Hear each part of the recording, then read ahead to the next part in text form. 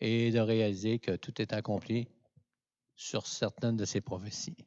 Maintenant, parce qu'on croit que Jésus-Christ a tout fait ça, mais on croit dans son mandat qu'il a donné aux hommes d'annoncer la bonne nouvelle. Amen. Et on a un frère qui est allé aux Philippines, qui est allé dans ce pays. Il va vous partager qu'est-ce que le Seigneur a fait là-bas, mais qu'il partait de notre petite assemblée ici à Port-Neuf et que les gens l'ont béni là-bas et lui a béni les gens. On va inviter Jacques Trudel à bien venir partager avec un diaporama qu'est-ce que Dieu a fait à travers son voyage.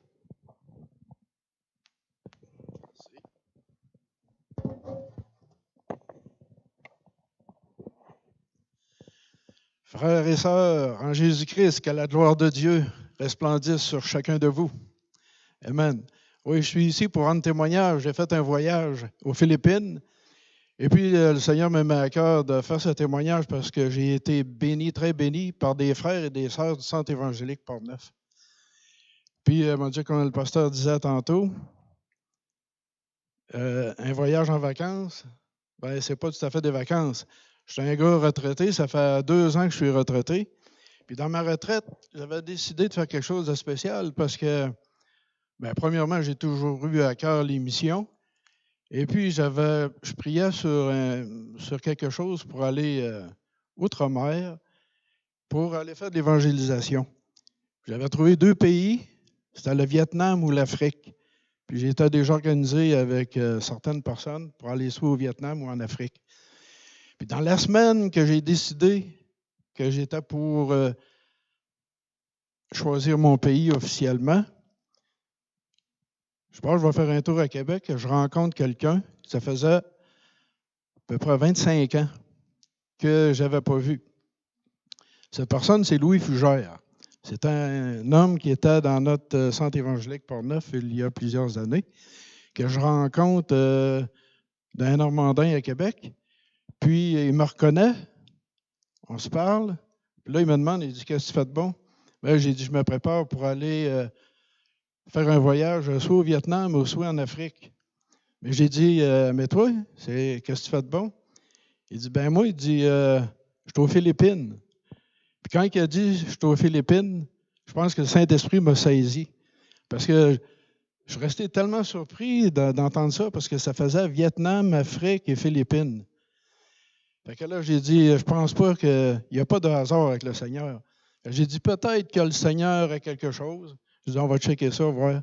Fait que je parle Georges avec Louis Fugère. Je l'invite à venir chez moi avec son épouse, prendre un repas.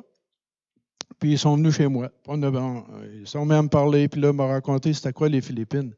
Puis en parlant des Philippines, j'ai dit, ouais, ben sais-tu que ça a l'air aussi intéressant que l'Afrique ou le Vietnam.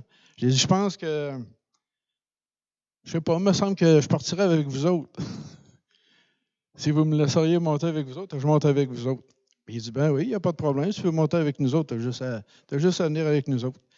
Fait qu'en fin de compte, je me suis pris un billet pour aller aux Philippines direct de même. Puis j'ai dit au Seigneur, si c'est vraiment ta volonté, c'est pas compliqué. Quand Dieu ouvre une porte, il n'y a pas personne qui peut la fermer. Il ouvre une porte, puis tout se fait comme... c'est tout dirigé par le Saint-Esprit, puis il n'y a pas de... Tous les obstacles qu'on est supposé d'avoir, ils sont franchis. Parce que le Saint-Esprit, s'il y a quelque chose pour nous autres, si on est dans le plan de Dieu, inquiétez-vous pas, ça va se faire automatiquement. Puis si ce n'est pas de Dieu, bien, ça va se fermer. Fait qu'on n'insiste pas, puis on laisse tomber. Fait que j'ai dit, je m'essaye. Fait que je dis, ouais, moi, j'ai dit, je serais d'accord pour aller aux Philippines. Fait que, en fin de compte, j'ai fait mon voyage aux Philippines. Mais là, pour commencer, tantôt, je vais vous dire pourquoi que je fais ce témoignage-là. C'est pour bénir les frères et sœurs qui ont participé à mon voyage. Parce qu'ils ont été à la gloire de Dieu, puis ça m'a tellement béni que je veux que ces frères-là, ces sœurs-là soient tous bénis dans le nom de Jésus. Fait que, pour commencer, pour vous situer un peu à quelle place sont les Philippines, les Philippines, ils font partie du continent asiatique. Puis les Philippines, c'est un archipel composé de 7107 îles. 7107 îles. Puis si on sépare les îles les unes des autres, ça donne un territoire de 1 million de kilomètres carrés. Puis si on enlève l'eau, on fait juste rassembler les terres, les îles collées les unes sur les autres, ça donne 300 000 kilomètres carrés. Puis si vous voulez avoir une idée à peu près qu'est-ce que ça donne, juste à regarder le Canada. Le Canada, ça donne 10 millions de kilomètres carrés. On est 37 millions de personnes au Canada.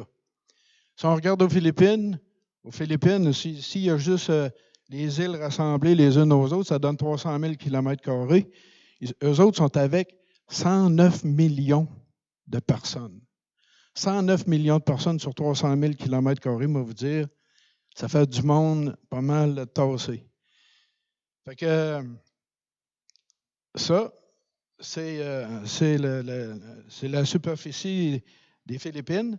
Puis sur les 7107 îles, la capitale des Philippines, c'est Manille. Puis moi, quand j'étais allé aux Philippines, j'étais allé sur l'île de Negros. Puis l'île de Negros, elle est divisée en deux parties. Il y a Negros oriental puis Negros occidental. Moi, j'étais sur le côté Negros oriental. Puis sur le côté Negros oriental, il se trouve à avoir 51 municipalités juste sur l'île de Negros. Fait que ça vous montre comment ça peut être grand. Une île, il y a des grandes îles puis il y a des petites îles. Puis sur 7107 îles, il y en a de toutes les grandeurs. Puis là, bien, sur Negros, en tout, il y a 51 municipalités et villes. Puis sur Negros oriental, à l'endroit où j'étais, il y a 6 villes puis 19 municipalités. La place que moi j'étais, dans Negros oriental, j'étais dans une municipalité qui s'appelle Darwin. Puis quand on est monté aux Philippines, on était supposé, Louis nous avait programmé un voyage, puis dans ce voyage-là, c'était plus un voyage touristique que d'autres choses, mais moi j'ai dit, toi Seigneur, là, j'ai dit, si c'est ta volonté, tu vas faire quelque chose pour que ton nom soit béni là-bas. Mais je laisse aller le Seigneur, je ne force rien, je fais juste suivre le courant. Fait que, rendu aux Philippines, Louis avait loué une maison pour sa famille. Puis là-bas, la façon que ça fonctionne, c'est, vu que c'est pauvre, tout le monde reste ensemble. Tu vas avoir une maison dans la maison, tu vas avoir, ils n'ont pas de CHSLD comme ici. Ben, les personnes âgées, ils restent avec leurs enfants. Tu as les enfants, tu as les oncles, tu as les sœurs, tu as les frères, puis des fois, il peut être une quinzaine, une vingtaine juste dans une maison. Mais là, Louis, sa femme, avec sa famille, ça donnait 10 personnes. Et là, Louis, ce qu'il avait fait, il avait loué une maison. Puis il dit, si tu montes avec nous autres, tu vas rester avec nous autres à la maison, puis il va y avoir de la place. Parfait. Puis là, je dis, ça va être quoi le programme? Le programme était supposé de se louer chacun une moto, puis de se promener d'un île à l'autre. On faisait le tour d'un île, on prenait le bateau, on traversait un autre île, on se promenait en moto. D'un île comme ça, fait que là, je disais, hey, ça va être merveilleux, ça va être super. Mais quand on est arrivé aux Philippines, à la maison qu'on était supposé d'aller, il y a eu un bris. Puis ça a fait que le propriétaire dit, vous ne pouvez pas rester ici, on annule le contrat parce que il y a un bris majeur, il faut que ça soit réparé, fait que vous prenez chacun votre bord. Puis là, en fin de compte, on cherche une maison. Louis, il trouve une autre maison. La maison était trop petite, mais il l'a loué pareil, puis c'était juste pour sa famille. Il était à 10 là-dedans. Il était à 2 chambres, je pense que c'était 4 par chambre, puis 2 dans la cuisine. C'était temporaire, mais c'est juste ça qu'il avait trouvé. Fait que moi, je me trouvais à ne pas avoir de place parce que là, c'était trop tassé. Fait que j'ai dit, hein, je m'en vais, puis je vais me louer une chambre à l'hôtel. Fait que j'ai passé une semaine à l'hôtel. Là, j'étais tout seul. Puis là-bas, la langue secondaire, c'est l'anglais. Mais ce qui arrive, c'est qu'il y a 5 langues principales. C'est Cebuano, c'est Tagalog, c'est le langage philippin. Tagalog, Cebuano, philippin, Bisaya, puis Anlugan. Fait que, puis la langue secondaire, c'est l'anglais. Fait que l'anglais, il est cassé pas mal là-bas parce que c'est la deuxième langue. Puis moi, l'anglais, j'en parle pas. Puis j'avais dit à Louis, c'est pas grave, si on monte là-bas, j'ai dit, si j'ai un problème, c'est toi qui vas parler. Puis je vais te dire c'est quoi, là, tu feras mon interprète. Ah, ben, si on a un problème, c'est toi qui vas parler. Je dis OK. Mais quand on est arrivé là-bas et qu'on a été séparés, là, j'étais tout seul, avec aucune langue de là-bas, puis pas d'anglais non plus. Mais là, j'ai dit, ben là, Seigneur, tu vas m'aider. Puis j'ai mis ma confiance au Seigneur. Après une semaine d'être à l'hôtel, j'ai demandé à la réceptionniste si ça connaissait une place pour que je me loge une maison. Elle m'a dit oui. Fait que là, c'était dans une autre ville. Louis restait, en fin de compte, la maison qu'il avait, il se trouvait rester à Valencia. J'ai passé une semaine seul à Dumaguete, puis j'ai trouvé une maison dans la ville de Darwin. Et là moi et Louis, on était assez distancés qu'on ne pouvait plus se voir. Fait que je me loue une maison à Darwin, puis le prix était intéressant. Ben, j'ai dit, ce que j'ai fait, au lieu d'aller à l'hôtel comme les Américains font, je me suis loué une maison, mais dans le centre-ville avec les gens. Fait que je me suis mêlé à la population. Puis là, j'ai appris à connaître les gens. Puis j'ai essayé de me débrouiller. J'ai commencé à me débrouiller en anglais parce que là, il fallait que je passe 5 mois. J'ai resté 5 mois et demi aux Philippines. Fait que la maison, en me laissant aller avec le Seigneur, la maison que j'ai trouvée est à 200 pieds en arrière d'une église. J'ai trouvé ça bizarre. J'arrive à l'église, puis le pasteur était là. Je rentre et je parle au pasteur. Puis là, je voulais savoir quel genre de dénomination que c'était. Puis le pasteur me dit, c'est une église qu'on prêche le salut en Jésus-Christ, puis on croit au baptême du Saint-Esprit. Puis quand il m'a dit ça, j'étais tellement content. J'ai dit, je me sens, ça y est, je suis chez nous. Je me retrouve chez nous. Fait que là, bien content avec lui, on parle, jase, puis on fait connaissance. Fait qu'il dit, si tu veux, il dit, tu auras juste à venir avec moi, puis il dit, je te ferai visiter Philippines. Puis, fait que, en tout cas, il m'a fait visiter l'île, la partie où on était, il m'a fait visiter ça. Puis là, à un moment donné, il dit, viendras ça avec moi? Il dit, je fais de l'évangélisation, puis il dit, j'ai une prédication à donner, mais il faut que j'aille en brousse. Aller en brousse? Je n'ai jamais été en brousse, mais j'ai dit, ben oui, pourquoi pas, ça va être ça va être la grande aventure. Fait comme de raison, je pars avec lui, on est tous les deux, c'est une moto. Parce que la place, quand tu te promènes en brousse, il n'y a pas de route pour les autos, il n'y a pas de route pour les jeeps non plus. C'est vraiment, les routes, c'est à quoi? Ça à peu près 2 pieds de large, pas plus. Puis si tu t'en vas là-dedans, c'est ça trail pour aller chez les gens. Fait qu'on est en moto, puis on s'en va dans la brousse. Là, on a rencontré une famille. Il m'a présenté. Puis là, moi, je le laissais aller. Il parlait en anglais pour essayer de communiquer avec moi aussi. Fait que c'est là que j'ai connu des familles qui restaient en brousse et quel genre de vie qu'ils faisaient. Et là, j'ai constaté là, que c'était des gens qui étaient vraiment pauvres. Puis le peuple qui est là-bas, c'est un peuple qui est vraiment humble et généreux. Généreux parce que les gens sont pauvres puis ils partagent tout entre eux autres. Quand il y en a un qui travaille, il emmène son salaire à la maison, puis s'ils sont 10 dans la maison, c'est pour tout le monde. Il n'y a pas de « moi j'ai ci, moi j'ai ça », c'est tout de suite, c'est partagé avec la famille. La famille est vraiment très solidaire. Puis, en frais d'humilité, ben, c'est des gens, c'est pas des gens d'université, puis c'est pas des gens du collégial non plus, c'est des gens qui ont... c'est pas qu'ils sont pas intelligents, ils sont très intelligents.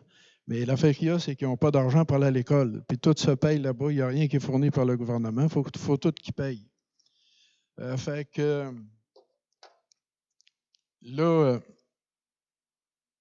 ce qui arrive avec tout ça, là, j'ai dit, bon ben, OK, moi, je continue avec le Seigneur là-dedans. Puis à un moment donné, il me dit, le pasteur, il me dit, t'apporteras-tu la parole de Dieu? Fait que là, je réfléchis pas trop, puis je dis oui. J'ai dit oui. Fait que là, parce que là, moi, j'ai dit, j'étais un chrétien évangélique. Ça faisait 37 ans que j'avais accepté Jésus dans ma vie comme mon sauveur, puis que le Saint-Esprit dirigeait ma vie, puis que, bon, j'ai eu des hauts, j'ai eu des bas, mais gloire à Dieu, Dieu dans sa grande miséricorde, si tu gardes la foi en Jésus-Christ, Dieu, on continue toujours avec le Saint-Esprit jusqu'à la fin. Celui qui persévérera jusqu'à la fin sera sauvé. Quoi qu'il arrive, il faut persévérer. Il ne faut jamais abandonner. Et que là, suite à ça, je dis, OK, il m'a apporté la parole. Puis là, je prie le Seigneur, je dis, comment je vais faire pour apporter la parole? Je ne parle pas l'anglais. Je ne parle pas le Cebuano. Puis les autres, ils parlent plus le Cebuano. Il y a à peine qu'ils parlent l'anglais. Fait que là, j'ai dit que c'était oui. Bon, ben, comment je vais faire ça? Là, le Seigneur me met à cœur. Il dit, garde, c'est pas compliqué. Tu as ma parole. Avec ma parole, tu peux aller n'importe où. J'avais ma Bible en français. Puis les autres, il y avait des Bibles en anglais, puis en Cebuano. Fait qu'il m'a donné une Bible. Je vais prendre une Bible en anglais. Il m'a donné une Bible en anglais. Fait que là, quand je parle, comment j'ai fait mon message, je prenais un verset biblique en français avec la même référence en anglais. Puis j'avais un interprète, puis l'interprète, lui, il prenait la référence en anglais, puis il la transférait en référence Cebuano dans leur Bible. Fait que comme ça, on était capable de se comprendre. J'avais juste à dire, bon, ben là, exemple, 2 Corinthiens 3,9, là, lui, il prenait ça en anglais, puis il l'envoyait en Cebuano, puis là, les gens comprenaient. Suite à ça, ça a fait qu'on a eu du super de bon temps. Parce que parler en anglais comme ça pour n'importe quoi, gros zéro, c'était vraiment là, bloqué. Mais quand c'était le temps pour parler de Jésus, on va vous dire, là, c'était mon meilleur temps. Parce que là, avec la Bible, ben, ça allait super bien. Fait qu'avec ça, j'ai pu apporter une couple de messages aux Philippines, comme ça. Puis après ça, je me suis dit, j'aimerais ça entendre le message. Plutôt que de parler, je vais écouter. Fait que le pasteur m'a donné un interprète que j'écoutais, qui me parlait, lui, en anglais. Fait que moi, dans son anglais, il fallait que je traduise. J'avais beaucoup de difficultés. Mais c'est pas rien, j'ai dit, regarde, je passe du bon temps. On avait des bons temps de louange. Puis là, ben, j'étais super béni. J'étais super béni avec ce monde-là. Finalement, quand j'ai vu la pauvreté qu'il y avait, le Seigneur me met à cœur de coopérer. Les autres, ils partagent tout entre eux autres. Fait que je vais partager moi aussi. Le Seigneur m'a mis à cœur d'acheter du riz, puis lui donner des. Ben avant de faire ça, j'ai demandé à quelqu'un, j'ai dit, si on veut faire plaisir à un Philippin, c'est quoi qu'il faut faire? Il dit, achète-y du riz, puis il va être super content. J'ai dit, du riz, juste du riz? Il dit, ah oui, t'achètes du riz, puis il dit, je te le dis, là, il va être super content, bien heureux. Je dis, OK. Fait que là, je connaissais la réceptionniste qui m'avait fait trouver la maison. Elle avait 3 enfants, puis elle était toute seule. J'ai dit, 2 enfants, puis elle était toute seule. Fait que j'ai dit, je m'en vais l'aider. J'ai acheté un sac de riz, 10 livres, 10 kilos de riz, 10 kilos de riz que j'y achète. J'y donne ça, elle était super contente.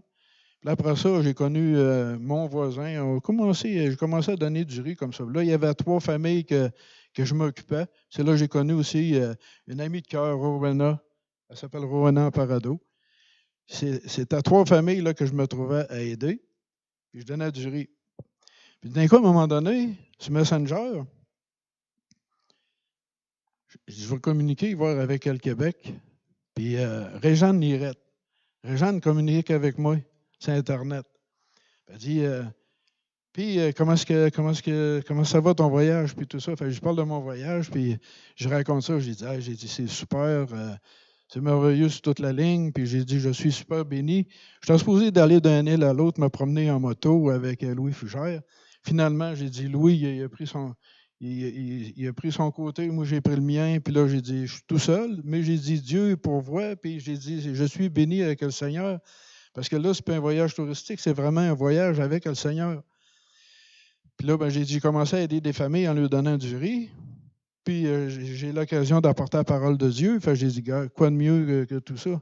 Mais là, j'ai dit, en affaire, j'ai dit, je vois d'autres personnes, je ne peux pas aider tout le monde, moi, là. Puis j'ai dit, ça me fait vraiment de quoi? Je vois les gens, comment est-ce qu'ils sont en pauvreté. Fait que j'aimerais vraiment que Dieu, je ne sais pas moi, qui pourvoie pour d'autres personnes aussi. Puis ça reste de même. Fait que c'est pour ça, une semaine après, la Jeanne me rappelle. Elle dit, Jacques, les frères et des sœurs que j'ai contactés, je lui ai parlé de ton voyage, puis elle dit, c'était automatique. Elle dit, ils ont voulu participer avec toi pour aider les gens là-bas. Je dis, ah ouais.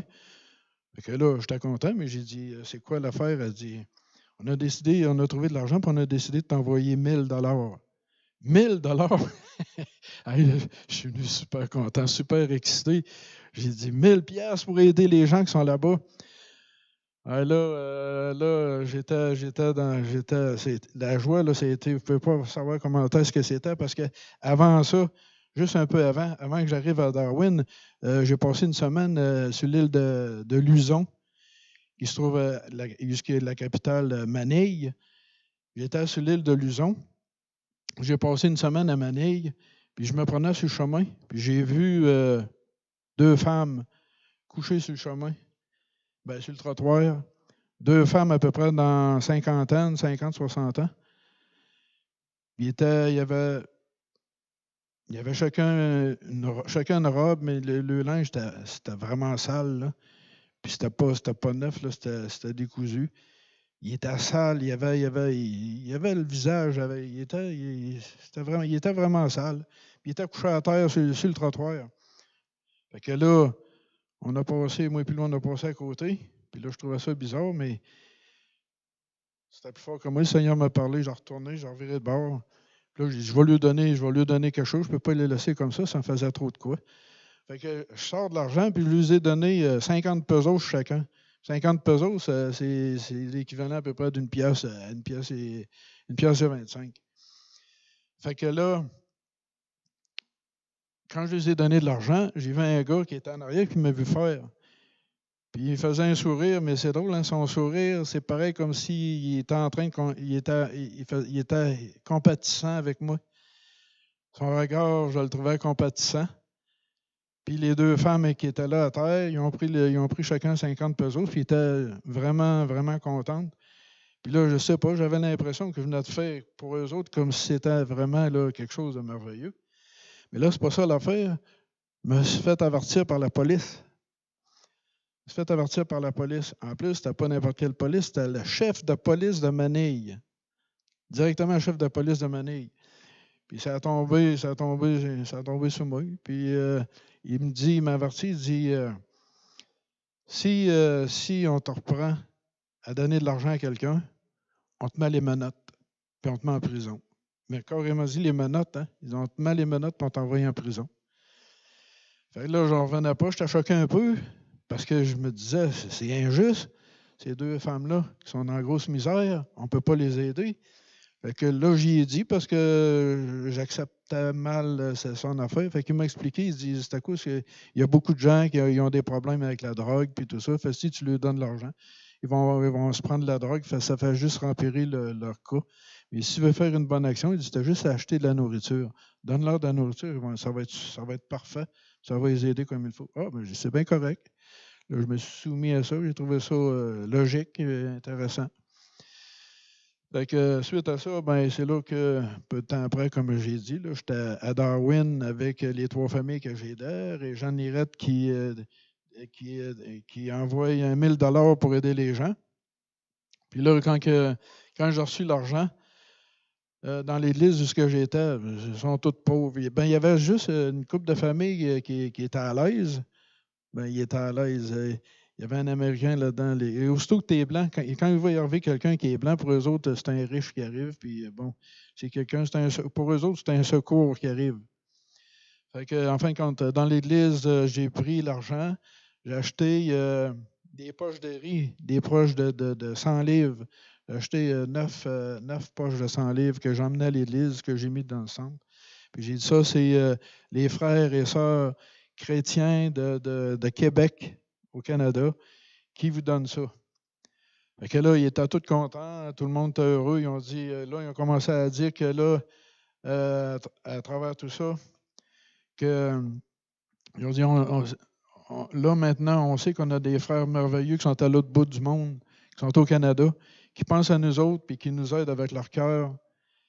Puis aujourd'hui, si on mange, c'est à cause que Jésus a parlé dans leur cœur. Puis ça, c'est quand tu entends des affaires de même, c'est touchant. Parce que c'est des gens qui sont dans le besoin. Puis là, pour eux autres, ils sont abandonnés de tout le monde. Le gouvernement ne les aide pas. Le gouvernement ne donne rien. Fait qu'ils sont obligés de se débrouiller avec leurs propres moyens. J'ai une de mes amies, je parle de Rowena. Rowena, elle avait une de ses amies, voilà 2 mois, elle est décédée, justement. Elle est décédée de la faim. Elle m'a montré une de ses photos. Puis j'ai dit, elle dit, elle est morte de faim. Je dis, ah ouais? J'ai dit, quel âge qu'elle avait? Elle dit 45 ans. Je dis, OK. 45 ans, mais quand j'ai vu la photo, on aurait dit qu'elle avait 80. C'était épouvantable. Là, vraiment, là, je sais pas, c'est la misère du monde là, qui l'a fait vieillir si vite que ça. Puis elle est décédée. Fait que là, je me suis mis en contact plus avec Rowena Parado. Il était à 3 familles. Elle, Rowena, elle a 3 enfants. La réceptionniste avait 2 enfants. Puis j'avais mon voisin, lui, avec 2 enfants que je m'occupais aussi. Puis là, quand j'ai connu Rowena, j'ai dit, je t'invite à venir manger avec moi pour souper au restaurant. Fait qu'elle était super contente. Fait que je vais aller te chercher chez vous. Elle dit OK. J'arrive chez eux. J'ai rentré dans la maison, ce qui restait, c'était une place louée, mais la place où ce qu'elle était, la maison, ça avait à peu près 8 pieds de long, à peu près 6 pieds de large. 3 enfants là-dedans, plus la femme. Puis là, j'ai dit, je regarde ça, j'ai dit, plancher, c'est en terre. Il n'y a pas de bois, il n'y a rien, c'est en terre. Là, j'ai dit, ouais, tu as 3 enfants, mais j'ai dit, à quelle place que sont vos chambres? Elle dit, non, elle dit, il n'y a pas de chambre. J'ai dit, vous couchez où? Elle a sorti un plywood de 4 pieds par 4 pieds. Elle dit, on met ça à terre et on se couche là-dessus. Les 4 sur le plywood de 4 pieds par 4 pieds. Faisons, on dort là. Là, j'en revenais pas. Ça m'a donné un coup, ça. Je ne pouvais pas concevoir que ça existait. Puis encore pire qu'eux autres. Mais c'est ce qu'elle vivait. Fait que là, j'ai dit, moi j'ai dit, garde là, j'accepte pas ça. Là. J'ai dit, je veux prendre soin. Je veux en prendre soin, puis je vais prendre soin de ses enfants. Fait que j'ai commencé à dire, bon, ben là, regarde, je vais m'occuper de toi. Fait que je donnais de la nourriture, puis aux 2 autres familles. Avec l'Église, les frères et les sœurs ont donné de l'argent. J'ai acheté, comme j'ai dit, là, ça donnait 960 livres de riz que j'ai mis dans l'Église. Ça a donné la satisfaction à 18 familles. Mais on va vous dire de quoi, là? C'était le gros party. Cette journée-là, c'était le gros party. C'était pareil comme si c'était le Merry Christmas. Pour eux autres, c'était vraiment le jour de Noël. Fait que là, suite à ça, je m'occupe de Rowena. Je m'occupe de ses enfants. Puis là, je parle au pasteur de l'Église, puis j'ai dit, probablement, j'ai dit, je vais parler aux frères et aux sœurs pour essayer de continuer. Mais ce que Dieu me met à cœur, moi, quand j'ai commencé à m'occuper de Rowena et ses enfants, Dieu me met à cœur de vous dire à vous autres, frères et sœurs, qui avez donné, vous nous avez tellement bénis, que là, Dieu me met à cœur que si quelqu'un voudra faire comme moi, exemple, je pourrais y référer quelqu'un, une personne ou une famille sur Internet que je connais, puis que je connais avec Rowena, qui sont de source pure, que c'est des gens vraiment pauvres, puis les pires, on va dire, là, essayer de trouver les pires affamés, les pires dans la pauvreté. Puis de suggérer, s'il y en a que ça intéresserait, je lui suggérerais une famille, je les mettrai en contact avec eux autres par Internet, puis il y aurait juste à faire connaissance, puis si on a à cœur de faire quelque chose pour eux autres, pour une famille, c'est comme là, moi et Rowena, là, c'est principalement elle que je m'occupe et ses 3 enfants. C'est pareil comme si j'avais une famille qui était aux Philippines que je m'occupais d'eux autres. Parce que 6 mois après, jusqu'à restait, je l'ai rencontré moi, au mois de septembre. Puis à la fin du mois d'octobre, c'était une femme qui était propriétaire de cet endroit-là. Puis elle dit, je reprends ma place. Fait qu'elle dit, il va falloir que vous partiez. Puis là, j'ai aidé à trouver un appartement. Mais en fin de compte, c'est moi qui ai trouvé un appartement. Puis je l'ai fait habiter là. Elle est restée là 6 mois de temps. Puis là, ben moi, je suis reparti des Philippines le 5 décembre. Je suis revenu le 5 décembre des Philippines l'année passée. Puis là, ben, j'ai continué à m'occuper d'eux autres. Mais quand le 6 mois était fini, j'avais loué l'appartement pour 6 mois. Quand ça a été fini de louer, j'ai retrouvé, j'ai dit, tiens, je vais relouer la maison que j'avais. Puis j'ai dit, tu rentreras dans la maison avec tes enfants, dans la maison, ce que j'étais. Puis c'est ça que j'ai fait. Fait que là, elle est encore là, puis elles sont super bénies. Moi, je m'en occupe, puis bon, c'est ça.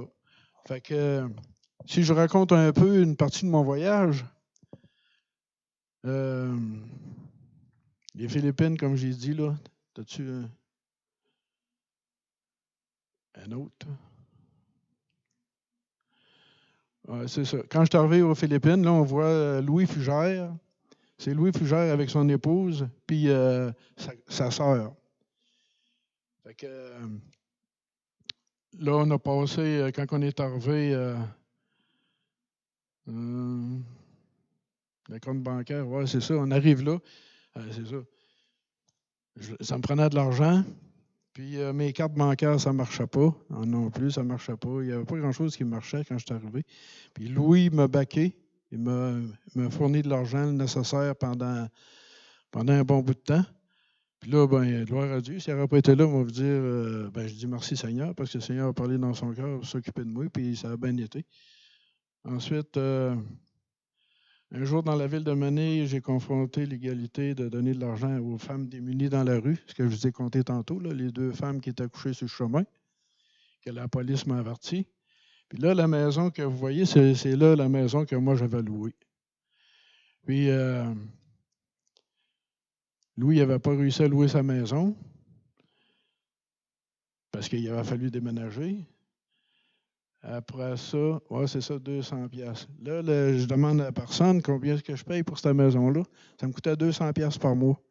Alors, je dis, il n'y a pas de problème, 200 pièces par mois, ça fait mon affaire. Un mois après, la propriétaire arrive, elle se dit, le mois prochain, tu ne payeras plus 200 pièces.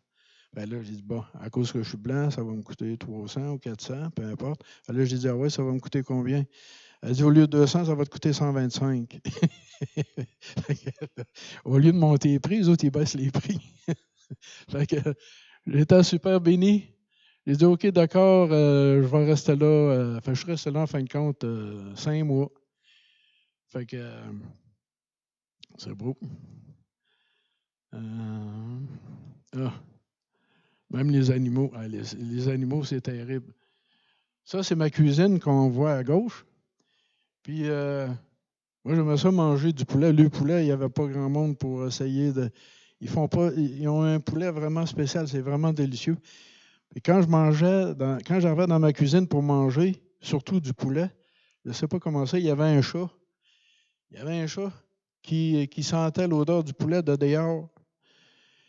Puis il se mettait à miauler, là. C'est pareil comme si quelqu'un le torturait. Puis il passait par la toiture, puis il s'en venait dans ma cuisine. Puis là, il miaulait tellement fort, je ne pouvais pas manger, je n'étais pas capable, je n'étais pas tranquille.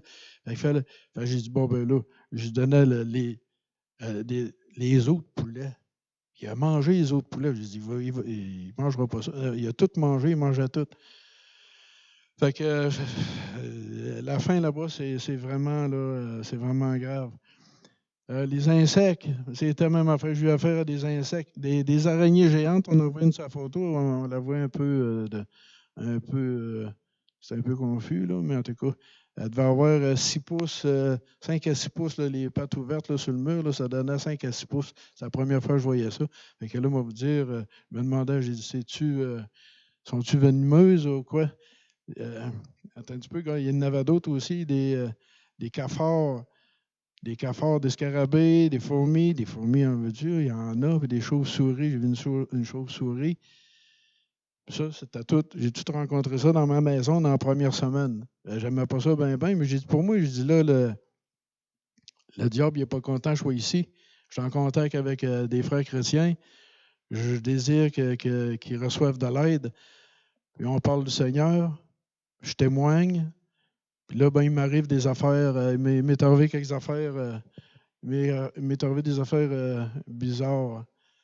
Je me suis fait piquer par un moustique.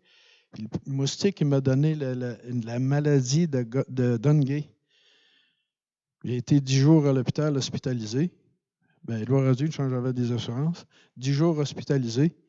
Puis un mois après, je me suis fait mordre par un chien. Puis le chien, il est mort 4 jours après. J'aurais eu la rage, mais gloire à Dieu, avec le traitement que j'ai eu un traitement d'1 mois et demi à l'hôpital. Puis là, après ça, j'ai été correct. Mais c'est juste pour dire que là, je trouvais ça bizarre. Je disais à tout le monde, j'ai dit, avez-vous déjà eu ça, la dengue? Tous ceux à qui j'ai demandé ça, il n'y a pas personne qui l'a eu, juste moi. Moi, j'étais un visiteur, puis je me fais piquer par un moustique, puis il y en a qui meurent de la dengue, puis il y en a qui meurent de la rage. 1 500 000 personnes ont eu des morsures de chiens en 2019. J'ai checké ça.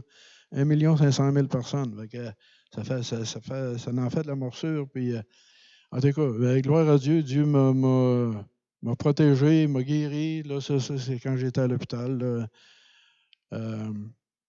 J'étais dans ma chambre. Puis là, si tu n'as pas d'argent, ils ne te donnent pas de médicaments. Si tu as de l'argent, il faut que tu payes tout de suite avant le médicament. Mais moi, j'avais mes assurances, j'étais correct. Il y avait un gars qui était dans une autre chambre. J'étais dans ma chambre, puis tout d'un coup, il s'est mis à crier de douleur. Je pensais que ça aurait été juste 5-10 minutes, mais non, il a passé à la nuit, puis j'ai dit, comment ça se fait ça qu'il ne donne pas des médicaments? Ça n'a pas d'allure. Je me suis mis à prier pour lui. D'un coup, ça a été fini. J'ai dit, ben merci Seigneur. Ça a tombé comme ça. Merci Seigneur. Et je ne l'ai pas entendu. J'espère qu'il n'est pas mort. Mais en tout cas, il a arrêté de crier. Ensuite de ça, il y aura des frères. Bon, les frères du Centre évangélique Port-Neuf. Le 1 000 qu'ils ont envoyé, là-dessus, il y a eu 40 de poste. Puis la devise du Canadien est allée aux Philippins. Ça a donné 80 de paiement. Fait qu'il est resté en tout 880 canadiens. Changé en pesos philippins, ça donnait 32 000 pesos. Fait que c'était 32 000 pesos-là, j'ai pu acheter du riz puis d'autres affaires. Là. Ici, en passant, là, j'ai un petit livre, un petit carnet. Puis dans ce carnet-là, vous avez tous ceux qui ont donné, tous ceux qui n'ont pas donné, tout l'argent qu'on a reçu est marqué dans ce petit carnet-là. Puis toutes les dépenses sont toutes marquées jusqu'à la dernière scène. Et même ça en donne un peu plus, mais j'ai contribué moi avec. Fait que c'est pour ça que ça donne un peu plus d'argent. Il n'en manque pas, il y avait un surplus. Fait que là, ça, je vais laisser ça au pasteur. Et s'il y a quelqu'un qui a envie de voir les dépenses qui s'est faites dans le temps que j'étais là avec les frères et sœurs des Philippines, vous checkerez dans le petit calepin que voici. Suite à ça, OK, ça, c'est une autre place. Comme les mares d'eau, comme on voit là, ça, c'est rare comme l'or. Il n'y en a pas d'eau. L'eau, c'est vraiment, là, c'est vraiment une source d'or parce qu'il n'y en a pas. Tu es obligé de chercher. L'eau qu'ils réussissent à avoir, c'est de l'eau qui vient dessus d'une montagne.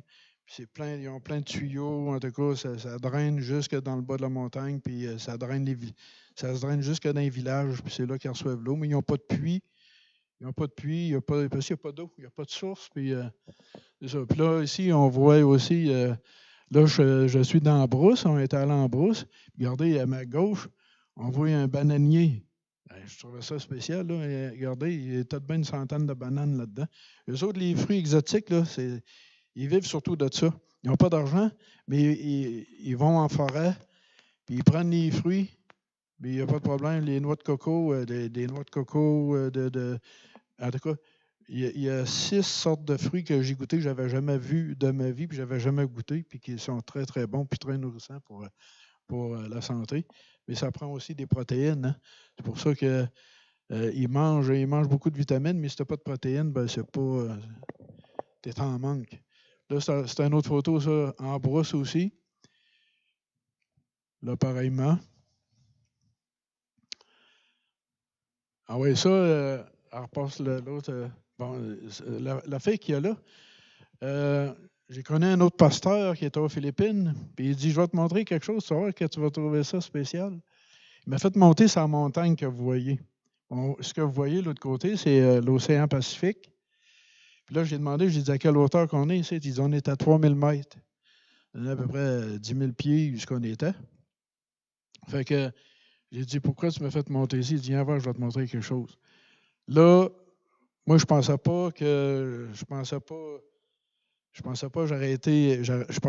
fait un témoignage pour les frères et sœurs, parce que quand j'ai monté sur cette montagne-là, j'avais pas reçu l'argent encore, j'avais pas reçu d'argent, fait que c'est avant que les frères et sœurs envoient de l'argent. Là, le pasteur, il m'a emmené là, puis qu'est-ce qu'il m'a montré à 10 000 pieds d'altitude? Il dit, quand il y a eu un déluge sur Terre, il dit, les eaux sont supposées d'avoir passé partout, hein, par-dessus les montagnes, puis partout sur toute la terre. J'ai dit, ben, c'est ça que la Bible dit. Il dit, tu veux-tu une preuve qu'il y a eu de l'eau ici? À 10 000 pieds. J'ai dit, ouais, c'est quoi la preuve? Il m'a montré une étendue, là, je vais vous dire, là, pour moi, de 1 kilomètre, là, parce que jusqu'où on était en hauteur. Sur 1 kilomètre, qu'est-ce que je voyais à terre? Du corail. Le corail, à quelle place tu vois ça? Dans le fond de l'eau. Le corail, là, c'est le dessus d'une montagne. Puis c'est du gros corail, là, des corails, du corail, juste une pièce va peser peut-être bien 1000 livres, je ne sais pas, mais ça en était plein partout. C'est pas quelqu'un qui a pris du corail dans l'océan pour monter ça en haut, là. C'est vraiment du déluge qu'il y a eu là. Puis moi, j'ai dit, ben gloire à Dieu. C'est ça qui est écrit dans la parole, que l'eau a passé par-dessus toutes les montagnes, puis que, bon, ben gloire à Dieu. C'est pas plus long que ça, là. Je crois ça. Puis, oui, ensuite de ça, on arrive pas mal à la fin de mon voyage. Je veux vous parler, attendez un petit peu. Ah oui, la semaine passée, j'ai vu ça là, à TV, à Manille, sur l'île de Luzon. Les gens sont tellement pauvres, là. Il y a des hommes qui ont commencé à vendre, c'est-à-dire à vendre un de leurs reins. On a 2 reins, bien, tu arrives à l'hôpital, puis tu dis, je veux vendre un rein. Ils t'enlèvent le rein, puis ils donnent, puis c'est pour les Français, ils donnent 1 500 à 3 000 euros pour un rein. Puis là, sur l'île, sur le village de Luzon, parce que sur l'île de Luzon, il y a le village aussi de Luzon. Puis ça a l'air que juste dans le village de Luzon, il y a déjà 700 hommes qui ont vendu un de leurs reins. Puis là, on voit les gens là, à la TV, là, on voit leurs cicatrices, vendre un rein pour être capable de nourrir leur famille. Puis là, il y en a un qui a dit qu'il avait vendu son rein, puis qu'avec cet argent-là, il a fait un budget pour sa femme et ses enfants, un budget pour 14 ans, avec 3 000 euros. Donc, essayez de diviser ça là, comme vous voulez, là, et ça reste que c'est juste des miettes encore, puis c'est juste du riz, parce que le riz, ben, c'est la source qui a plus de protéines, puis c'est la source de nourriture qui est la moins chère. Fait que c'est juste pour vous dire comment est-ce que c'est dur pour eux autres, là, la vie qu'ils font. Fait que quand je vois ça, moi, je désirerais encourager les frères et les sœurs. Ils ont donné, mais moi, j'ai été tellement béni, j'ai pleuré. J'ai pleuré de joie à cause des frères et des sœurs d'ici. Moi, je vais vous lire, je vais regarder dans ma Bible, c'est juste un passage biblique. C'est dans Matthieu. Matthieu, chapitre 25. Que tous les chrétiens connaissent. Mais je le trouve bénissant parce que c'est ce que Jésus a dit. C'est pas juste des paroles de main, c'est Jésus qui dit ces paroles-là. Fait que moi, je trouve ça très bénissant. Jésus dit, verset 34 à 40, il dit, alors le roi dira à ceux qui seront à sa droite, venez vous qui êtes bénis de mon Père, prenez possession du royaume qui vous a été préparé dès la fondation du monde. Car j'ai eu faim et vous m'avez donné à manger. J'ai eu soif et vous m'avez donné à boire. J'étais étranger, vous m'avez recueilli. J'étais nu, vous m'avez vêtu. J'étais malade et vous m'avez rendu visite. J'étais en prison et vous êtes venus vers moi. Il était en prison. Les prisons, d'habitude, c'est les coupables, c'est les condamnés qui sont en prison parce qu'ils ont fait quelque chose de pas correct. Mais Jésus dit, j'étais en prison et vous êtes venus vers moi. vers moi. Les justes lui répondront, quand est-ce qu'on t'a vu avoir faim? Quand est-ce qu'on t'a donné à manger ou avoir soif ou t'avons donné à boire? Quand est-ce qu'on t'a vu étranger ou t'avons-nous recueilli ou nu ou t'avons-nous vêtu? Quand est-ce qu'on t'a vu malade ou en prison et sommes-nous allés vers toi? Jésus et le roi leur répondra, je vous le dis en vérité, toutes les fois que vous avez fait ces choses à l'un de ces plus petits de mes frères, c'est à moi que vous les avez faites. Dieu nous amène, il veut qu'on se promène avec la grâce. Moi, je vais vous dire une affaire aux Philippines. Dieu m'a donné un ministère quand j'ai accepté le Seigneur. Mon ministère dans l'Église de Christ, je suis un ouvrier dans la moisson. Confesser le nom de Jésus-Christ, c'est ma vie. Je suis plus à l'aise à confesser le nom de Jésus qu'à parler de n'importe quel autre sujet. Puis, je vais vous dire un verset que j'affectionne depuis bien des années, puis qui m'emmène, moi je suis béni par ce verset-là, c'est 2 Corinthiens chapitre 3, verset 9.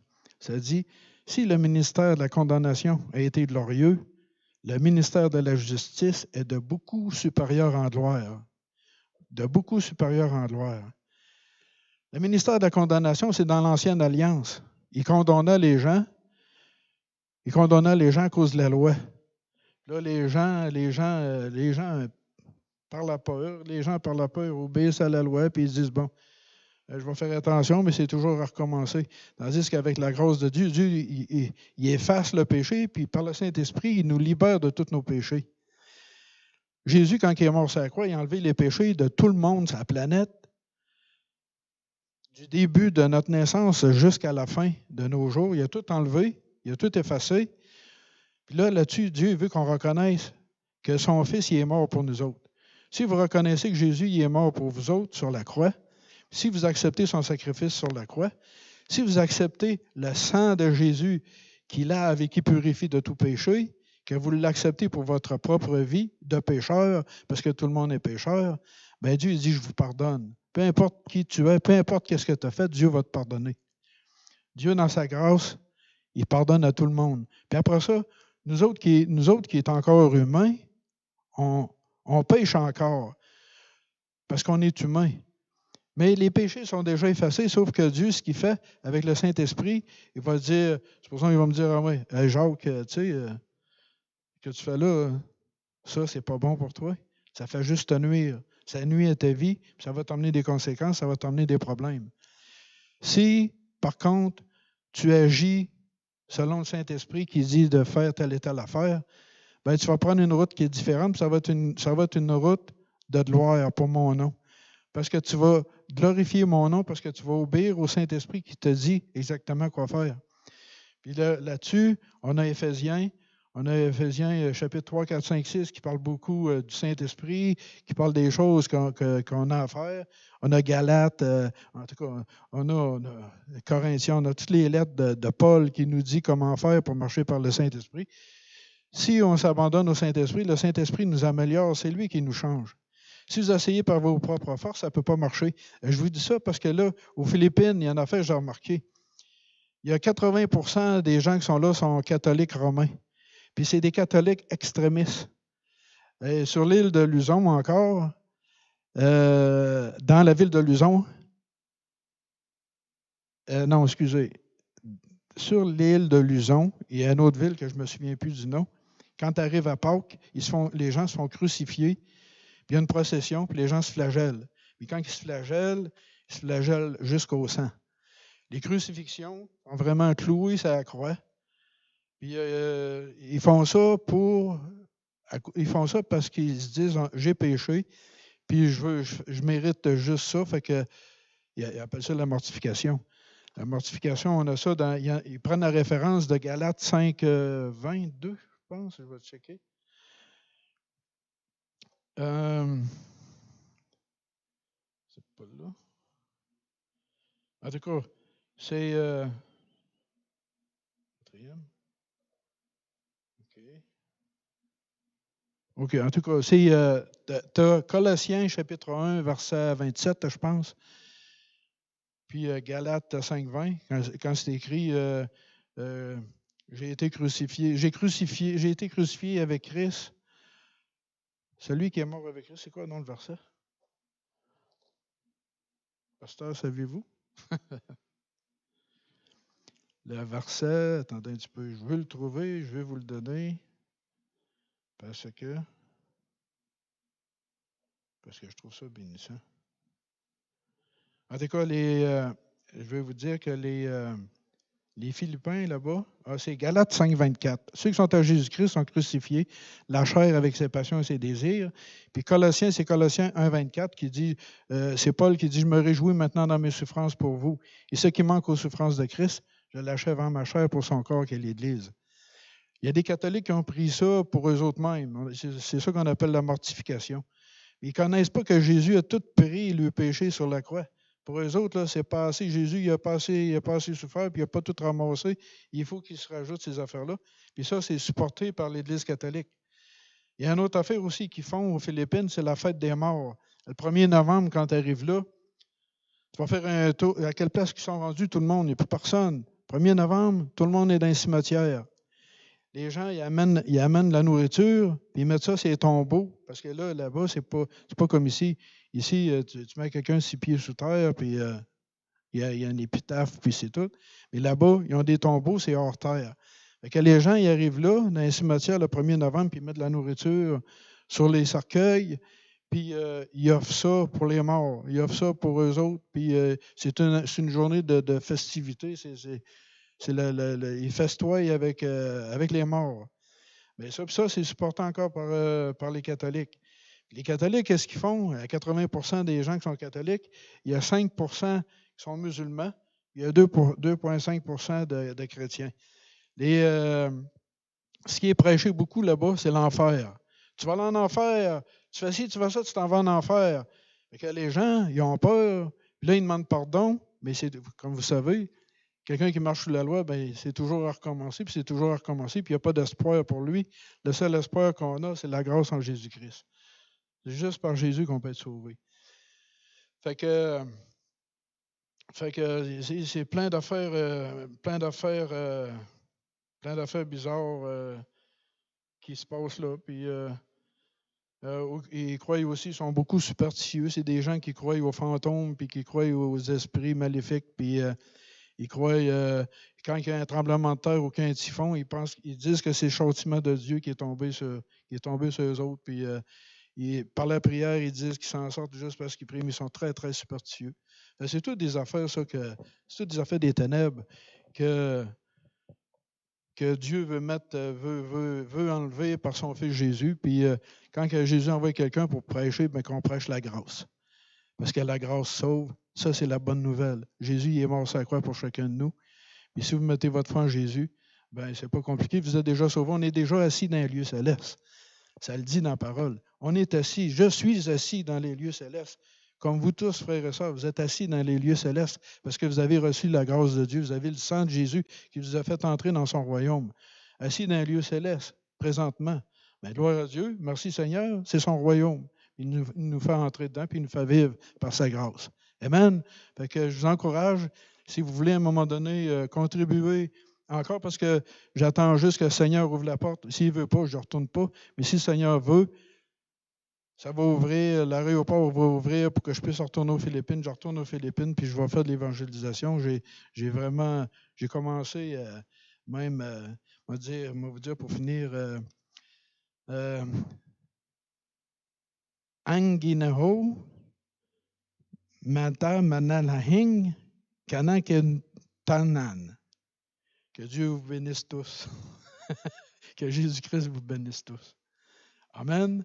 Fait que c'est ça. Fait que voulez-vous finir, pasteur? OK, fait que Dieu vous bénisse tous. Amen. Gloire au Seigneur. Amen. Le Seigneur est bon.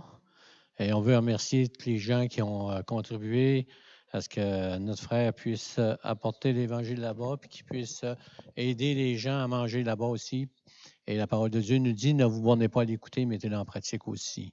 Donc, on a vu le témoignage de notre frère et on vous dit que Dieu puisse vous bénir abondamment. On va vous souhaiter de joyeuses fêtes, malgré tout ce qui se passe alentour. Et on va se voir dimanche prochain. On va avoir encore une étude biblique ou une prédication dimanche prochain. Et à chacun de vous, Dieu vous bénisse abondamment. Bonne semaine.